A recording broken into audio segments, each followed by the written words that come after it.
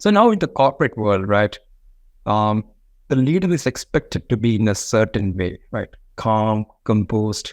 Like sometimes we get the image of Dhoni, someone like him, right? Always calm and composed.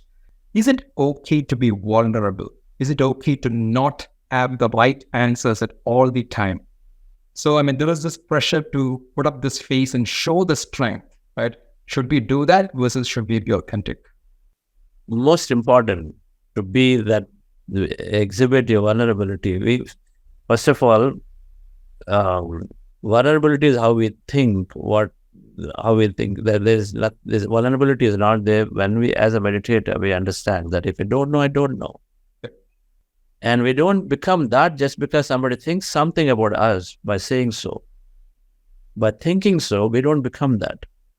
So we recognize that this is the biggest challenge, is that what will people think of me? What will they judge me of if I ask something silly? And so then we hold ourselves back.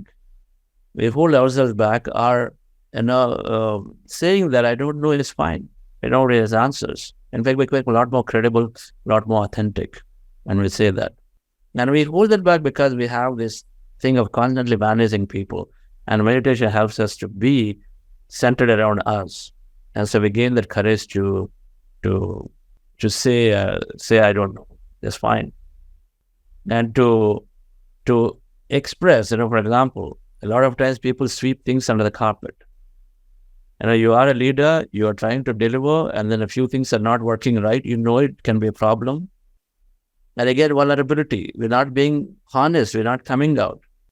Now, rather than trying to make the company or organization, yourself, the whole team under jeopardy later, they're just standing up front, going there, and then taking that extra time to fix it is so important. Now, the courage is required. Again, fear of failure. It all comes from survival. We're more survival oriented. So if I now express it, then of course, the senior management may not be very empathetic the way you are. It's possible. And I had such challenge when I moved from a startup to IBM. Then IBM acquired a startup. And so then I was in this big organization. And so obviously, not everybody around you are empathetic. But one thing beautiful I did, I worked on my manager. So manager, Lawrence, became a meditator. So she became empathetic and she took the heat from top if we were not delivering. Okay. But then, however, that only lasts for a year. So somebody new manager came. And boy, they wouldn't understand. But then just because they wouldn't understand, and then I was not trying to please them by trying to say, yes, but then if my team wanted it, I had to go. We had to miss multiple times because the things are complex. But it is okay. And it is okay for me if they're going to measure me saying that you're missing. But I do know deep inside that we are sincere. And so whatever we're delivering is going to come around to the best. And so they'll recognize it. But it's okay to go and tell somebody that, hey, you know what? We were just late. We are late, and it's better to do it now, being truthful, because otherwise we'll not be happy inside. So we need that. And then every time we did, especially there's a large client in the UK, very large client. So people, when the problem comes, they'd come to us and say, you got to do it overnight.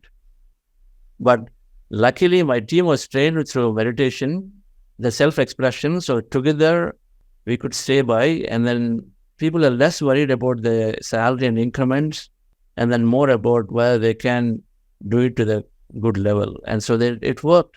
Like the straightforwardness as opposed to trying to satisfy them. I think if you have a strong conviction, then we go about putting it up. It's okay. If the manager don't understand what's the worst thing's going to happen, we got to go to another company, right? That's all it is. No big deal. This is how we become. We're no longer worried about we getting employed somewhere. That's key. And meditation builds its strength in us.